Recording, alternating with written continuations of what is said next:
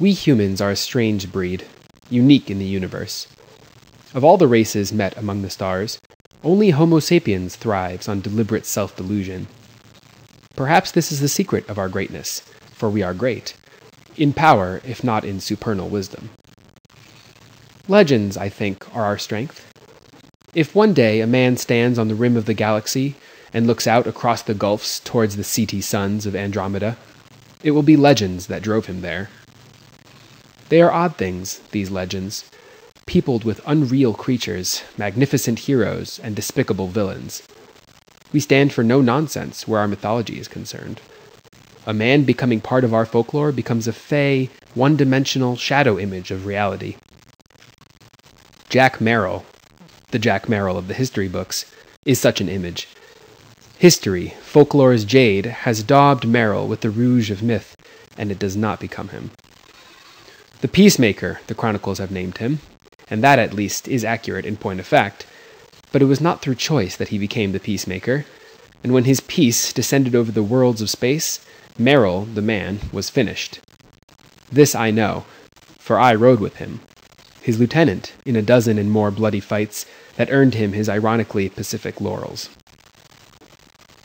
Not many now living will remember the Wall Decade. History, ever pliable, is rewritten often, and facts are forgotten.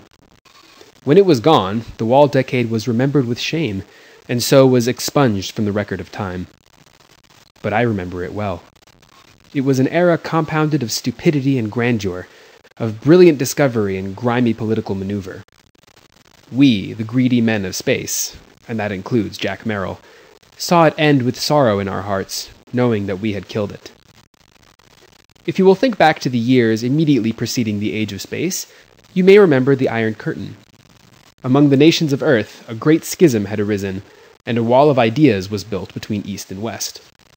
Hydrogen bombs were stockpiled, and armies marched and countermarched threateningly.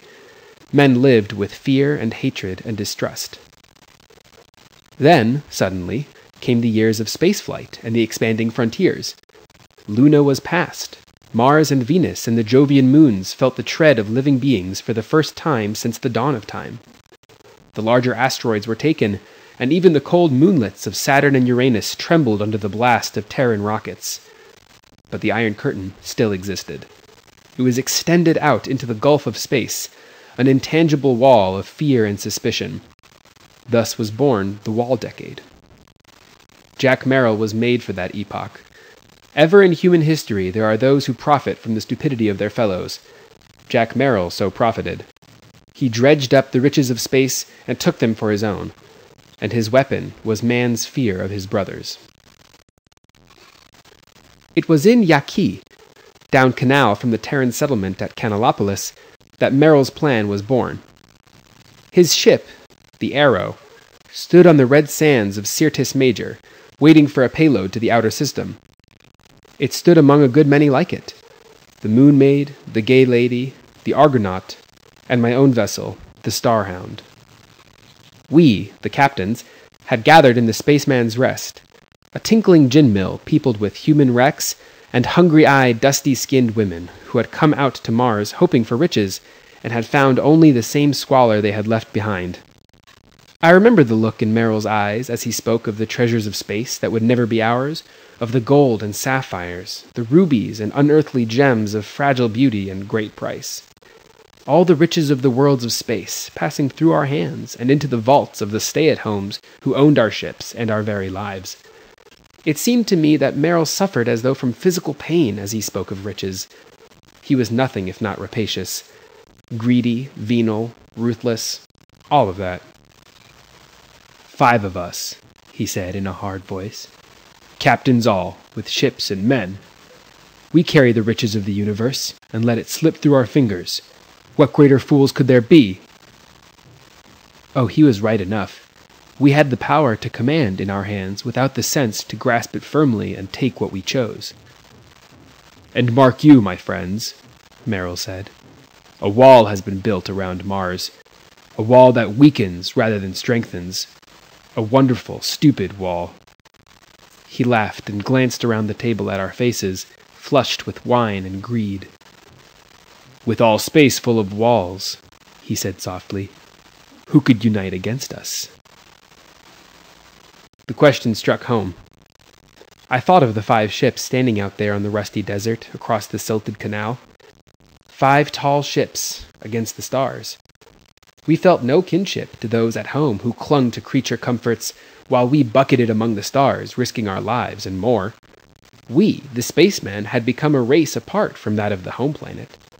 And Merrill saw this in our faces that night so long ago, and he knew that he had spoken our thoughts.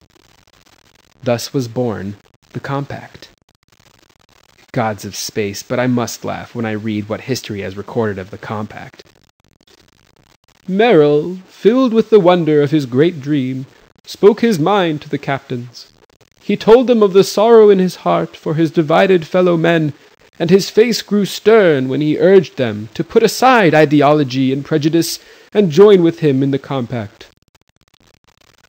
So speaks Quintus Bland, historian of the age of space. I imagine that I hear Merrill's laughter even as I write. Oh, we put aside ideology and prejudice, all right. That night in Yaqui, the 5 captains clasped hands over the formation of the first and only compact of space piracy in history. It was an all-or-nothing venture. Our crews were told nothing, but their pockets were emptied and their pittances joined with ours. We loaded the 5 ships with supplies and thundered off into the cobalt Martian sky to seek a stronghold. We found one readily enough. The chronicles do not record it accurately. They say that the fleet of the Compact based itself on Eros. This is incorrect. We wanted no base that would bring us so close to the home planet every year. The asteroid we chose was nameless and remained so. We spoke of it seldom a space, but it was ever in our minds. There was no space wall there to divide us one from the other. It was a fortress against the rest of mankind, and in it we were brothers. When we struck for the first time, it was not at a Russian missile post, as the histories say. It was at the Queen of Heaven, an undefended and unsuspecting merchantman. The records of Earth say the Queen was lost in space between Uranus and Mars, and this is so. But she was listed lost only because no Russian or American patrol found her gutted hulk. I imagine that at this very moment she hangs out beyond Pluto, rounding the bend of the long ellipse we sent her on that day we stripped her bones. She carried gold and precious stones, and more important yet, women being furloughed home after forced labor in the mines of Soviet Umbriel. The Starhound and the Arrow bracketed her 1,000,000 miles above the planet of the ecliptic near Saturn's orbit and killed her. We drew abreast of her and forced her valves. We boarded her and took what we chose. Then we slaughtered her men and sent them on their long voyage. That was the beginning. The attack against Corfu was our next move. This is the battle that Celia Whitmar Day has described in verse. Very bad verse. Corfu slumbered, gorged and proud, while Arrow, Hound, and Maid marshaled freedom's might above the tyrant's ground, and rained down death. There is much more, of course. Brave phrases of emotion and fanciful unreality written by one who never saw the night of space agleam with stars. There was no talk of tyranny or liberty aboard the Hound, that day we leveled with the Maid and the Arrow 1,000 miles over the Russian base of Corfu. There was talk of the bullion stored under the fortress's turrets. Merrill's face appeared in my visor screen, superimposed on the image of the grimy little asteroid floating darkly against the starfields. Their radar has picked us up by now, and they're wondering who we are, he said. Take the Hound out on tangent left and join the Maid. Cover my attack and stand by to put a landing party aground. I watched the image of the Arrow, a sliver of darkness against the crescent of Corfu, lancing down at the fortress. Her forward tubes were glowing with the familiar pre-discharge emanation. Below us, confusion reigned. For the first time in memory, an asteroid base was under attack. Merrill brought the Arrow in to within 50 miles, and then unleashed the fury of his forward tubes. Hellfire coruscated over the steel turrets and stone walls of Corfu. It splashed like a liquid flame over men and metal, and twisted the towers and buttresses into spidery tendrils of glowing thread. Corfu died without firing a shot. We put a party from the Hound aground 10 hours later. Even then, we had to wear insulated suits to walk in that still molten inferno. Charred bodies had become one with the stuff of the fortress, and nothing living was left within the keep. We looted Corfu's treasure and lifted into space, heavy with gold. Time passed in an orgy of looting for the men of the Compact. We grew rich and arrogant, for in space we were kings. Torn by suspicion of one another, America and Russia could do nothing against us. They had built an iron curtain in space, and it kept them divided and weak. Endymion felt our blasts, and Clio. Then came Tethys, Rhea, Iapetus. We cared nothing for the flag these bases flew. They were the gathering points for all the gold and treasure of space, and we of the Compact took what we wished of it, leaving a trail of blood and rapine behind us. No nation claimed our loyalty. Space was our mother, and lust our father. Thus, the peacemakers. For 5 full years, the long years of the Outer Belt, the Arrow, the Starhound, the Moonmaid, the Lady, and the Argonaut were the scourges of the space lanes. No patrol could find us, and no defense could contain us. I recall how we laughed at the angry sputtering of Earth's radio. Vast sums were spent in searches and new weapons to protect the meek and the mutually distrustful from Merrill and the men of the Compact. Budgets, already strained to the breaking point by generations of the Cold War, creaked and groaned as Russians and Americans spent furiously to build up their defenses against our depredations. But though we were few, and they many, space was large, and it hit us well. And then, one darkling day, Jack Merrill and I stood on the thin methane snow that carpeted our base's landing ramp, waiting under our own blue-black sky for the return of the Argonaut. Merrill had sent her sunward to strike at the mines of Loki, an asteroid where Russian commissars rolled in mountains of blood-red rubies. We waited through the day and into the sable night, but the Argonaut did not return. For the first time since the formation of the Compact, we had lost a ship, and something like unease crept into our hearts. The carousal that night had no gaiety, and there was the sound of bereaved women weeping. Merrill could learn nothing of the Argonaut's fate. It was as though she had dropped through a hole in the fabric of space itself and vanished from the ken of men. To me, he said, "I fear a new weapon." But to the rest, he kept his peace and let the work of the Compact continue. There was nothing else to be done. Our wall decade was waning, and when a man or a Compact outlives the age that gave him or it birth, there is nothing to do but go forward and meet the new day dawning. So it was with the Compact. We lived on as we had lived before, looting and killing and draining the wealth of space into our coffers. But in the back of our minds, a shadow was lurking. On the next raid, the Lady was lost. I saw it happen, as did Merrill. There was nothing we could do to help her, and she died, spilling men into the void as she ruptured in her last agony. It was off Hyperion, whence we had come to loot the trove built there by the prospectors of the Saturnian moons, and it was a trap. The Arrow, the Hound, and the Lady circled the moonlit, swinging inward to the attack. It was the Lady who was to put aground the raiding party, and her valves hung open while men readied the assault boats. Our radar screens showed nothing of danger. There was only the bloated giant in the sky, a ringed monster of yellow gold against the starry velvet of space. The Lady dropped her boats, the Hound and the Arrow hovering by to watch over their sister. And suddenly the jagged moonscape below erupted, belching streaks of fire that sought us like probing fingers. I knew in one single instant of terror that this was the new weapon that had killed the Argonaut, for it sliced into the Lady's flanks as though the steelite hull were cheese. She bulged, glowing like an ember. There was a sudden nimbus of snow about her as her air escaped and froze, and then she rolled into her death dance, open from bow to stern, spilling scorched corpse into the void. The Arrow and the Hound drove off into space like furies, leaving the spinning body of their sister ship behind, not waiting to watch her crash down onto the rocky face of Hyperion. And now the 5 of the Compact were only 3, and again there was the sound of weeping among our women.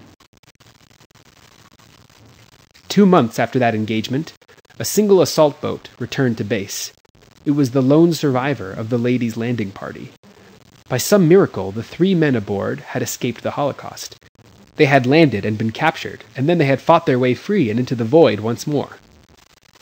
They were half dead from starvation and exposure, but they had brought word to Merrill that the wall that had so long protected us was crumbling.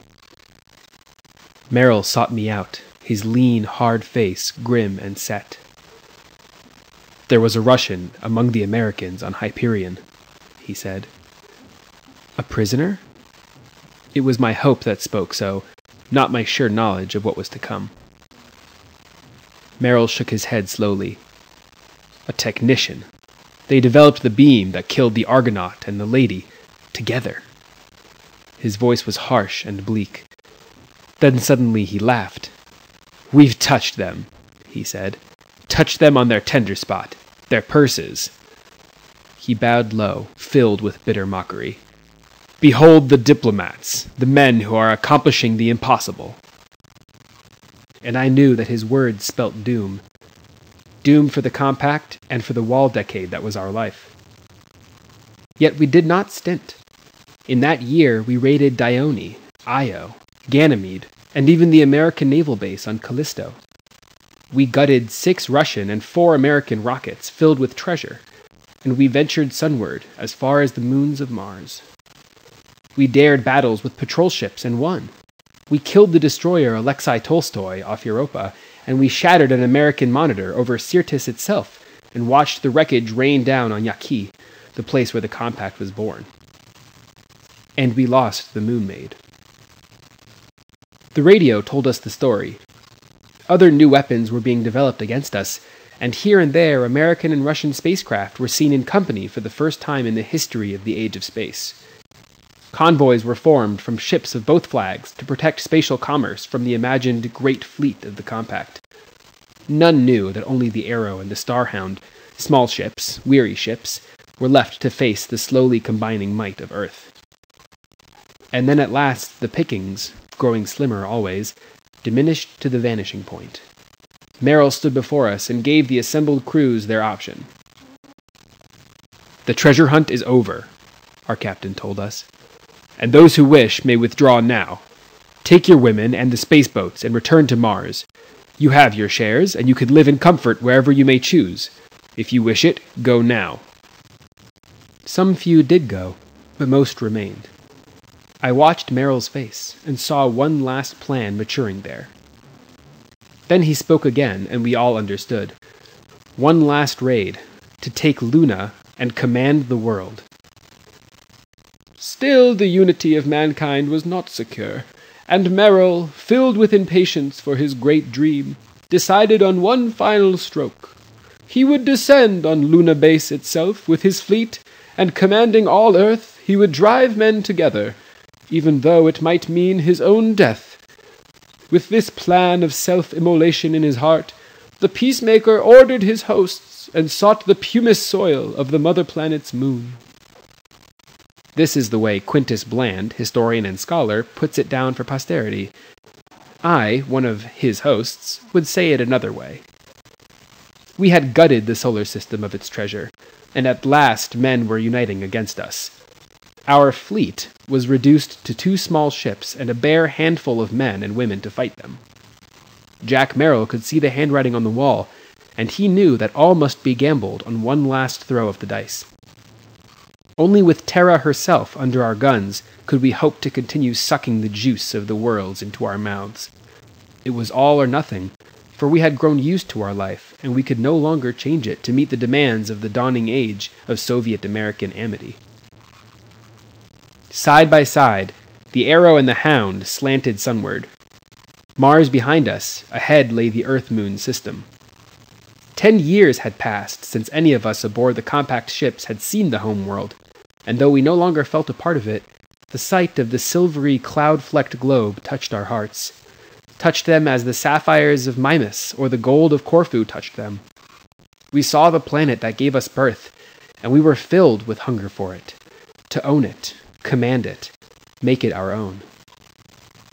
Luna's mountains were white and stark under our keels as Merrill led us across the curve of the southern horizon, seeking to put us into position to attack the UN moon base in Clavius from the direction of the moon's hidden face. We swung low across unnamed mountain ranges and deep sheer valleys steeped in shadow. The voice of the ranger in the Arrow came softly through the open intercom into the tiny control room of the Hound. A woman's voice, tense with excitement, but disciplined and controlled.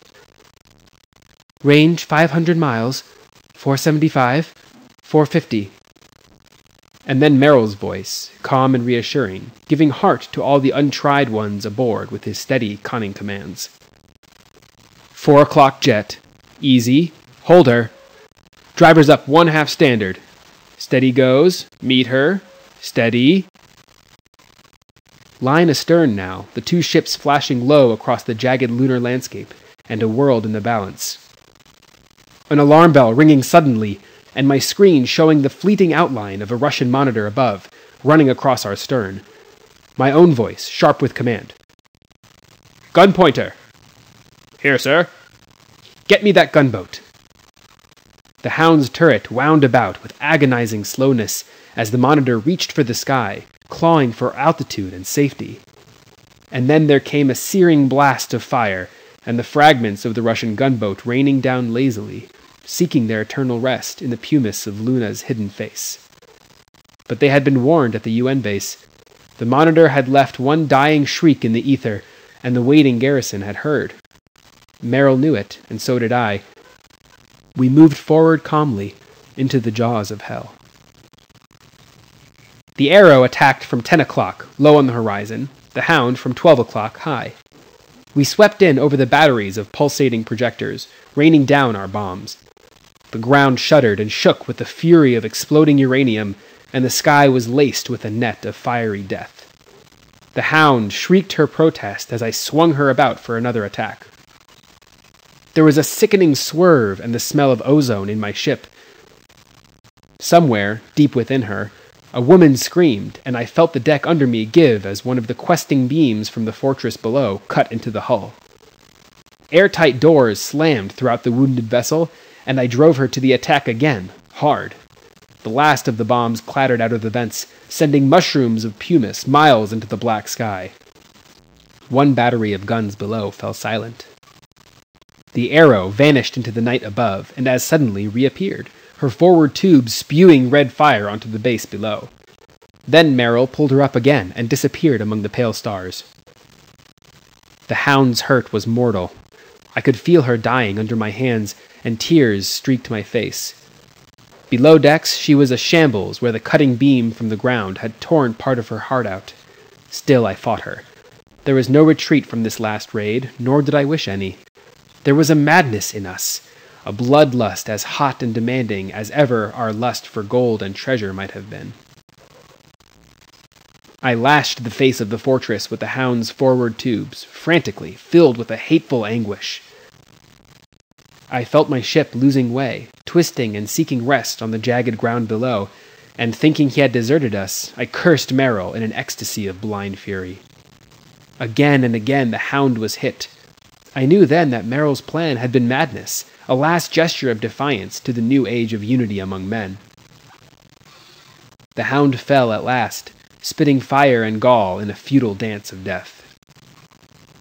She struck on a high plateau, grinding into the pumice, rolling with macabre abandon across the face of the high tableland.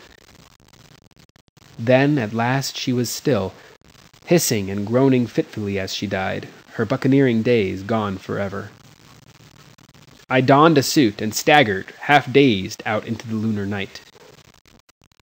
A half-dozen men and women from the crew had survived the impact, and they stood by the wreckage, faces under the plastic helmets turned skyward. They were one and all stunned and bleeding from the violence of the Hound's end, but they looked neither back nor around them. Their eyes were filled with the insane glory of the drama being enacted in the sky. The Arrow had returned. She lanced down out of the night like a spear of flame, vengeful and deadly. Straight into the mouth of the screaming guns she dove, death spilling from her tubes. She bathed the moon base in fire, searing the men within, Russian and American alike, into the brotherhood of death. Miraculously, she pulled up out of her encircling net of flame. We watched in open-mouthed wonder as she reached with sobbing heart for the sky just once again, and then, failing, crippled and dying, she hung above the crater's rim, framed with deadly beams from below, but radiant in her own right, gleaming in the light of the sun. This was defeat. We knew it as we stood by the tangled pile of steelite that had been the hound and watched the arrow die. But nothing in this life that I have lived ever told me so grandly that the wall decade was ended, and our life of buccaneering with it, as the thing that happened next. The arrow's valve opened, and a tiny figure stepped out into space. I did not need to be told that Jack Merrill was coming to meet the men he had welded together against him. Lazily, unreally, the tiny shape twisted over and over as it fell, until at last it vanished amid the raw welter of craters and ridges beyond the razor wall of Clavius. But men are ashamed, and the chronicles of history must be rewritten to hide their weaknesses. Jack Merrill has become a legend, and the man that I knew is forgotten. Merrill. Pirate, fighter, grandiose dreamer. That was my captain. Not the colorless do-good creature of the legend. Merrill fought for lust and greed, and these are the things that will one day take men to the stars. He knew this truth, of course, and that was the substance of his great dream. Because of it, there are no longer walls in space, and the men who united to fight the Peacemaker will one day rule the universe. Meanwhile, chroniclers will write lies about him, and Jack Merrill's laughter will echo in some ghostly Valhalla beyond the farthest star. End of The Peacemaker by Alfred Koppel.